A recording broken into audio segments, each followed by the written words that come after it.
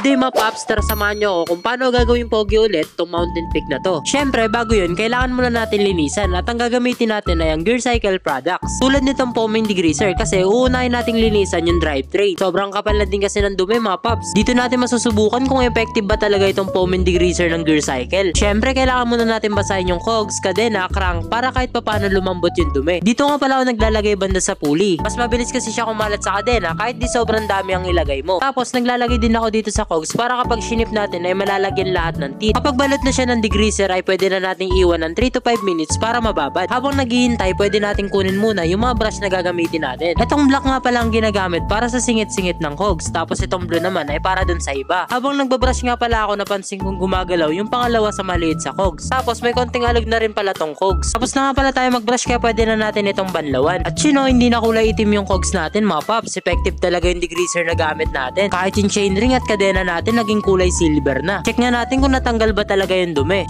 Swabe mga paps, luminis talaga. Kahit itong kadena na kulay itim kanina, ngayon halos wala ng dumi. Effective talaga tong foaming degreaser ng Gearcycle mga paps. Ito nga pala yung extra gulong ko na ipapalit natin dito sa likod. Upload yun na lang sa next video kung babagay ba siya mga paps. Kung gusto nyo nga pala masubukan tong panlinis na to ay ilalagay ko na lang dyan sa yellow basket. Yun lang mga paps, ride safe palagi.